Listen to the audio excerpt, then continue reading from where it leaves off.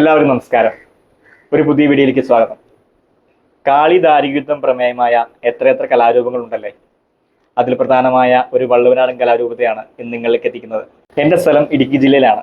ഇവിടെ പ്രധാനമായും ഗരുഡൻ തൂക്കം, മുടിയേറ്റ് തുടങ്ങിയ കലാരൂപങ്ങളാണ് ഈ കഥയെ അടിസ്ഥാനമാക്കി അവതരിപ്പിച്ചു പോരുന്നത്. ഞങ്ങളുടെ നാട്ടിലേക്ക് അധികം കാണാത്ത, എന്നാൽ കണ്ടാൽ കണ്ടെടുക്കാൻ തോന്നാത്ത ദൃശ്യവിരുന്ന് സമ്മാനിക്കുന്ന വള്ളുവനാടൻ ഗ്രാമങ്ങളെ പൂരക്കാലമായാൽ ആവേശം കൊള്ളിക്കുന്ന ഒരു അനുഷ്ഠാന കലാരൂപമാണ് പൂതനും തിറയും.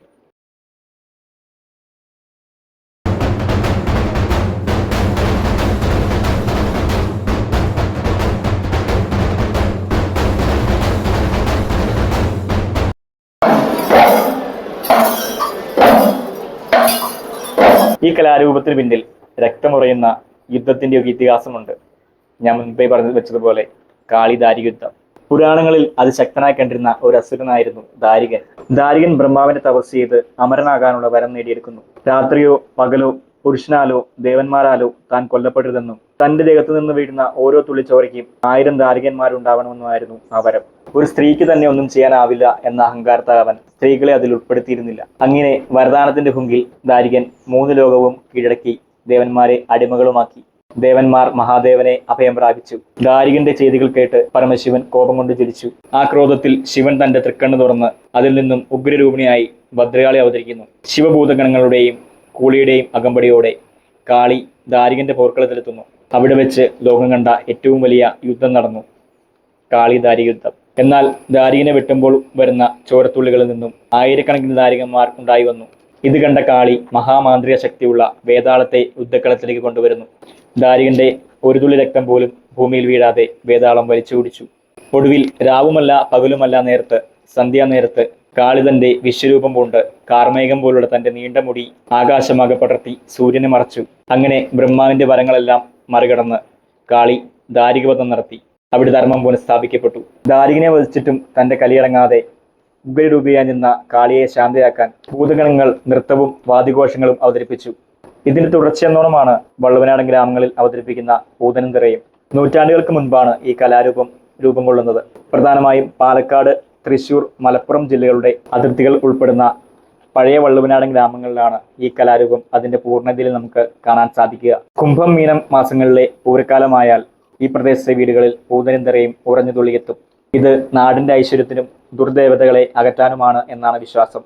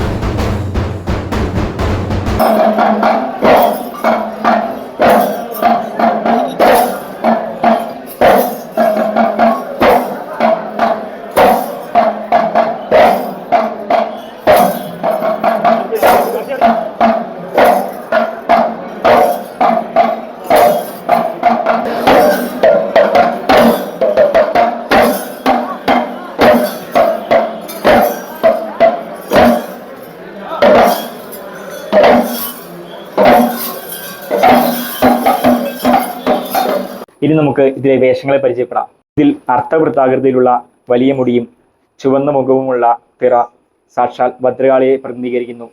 മരത്തിൽ കൊത്തിയെടുത്ത കേരളത്തിന്റെ തനതുക കരകൗശല വിദ്യ വിളിച്ചോതുന്ന വർണ്ണാഭമായ മുഖപ്പാളി അണിഞ്ഞ പൂതൻ കാളിയെ ശാന്തയാക്കാൻ വന്ന കൂടെയുള്ള ഭൂതഗണങ്ങളെ സൂചിപ്പിക്കുന്നു.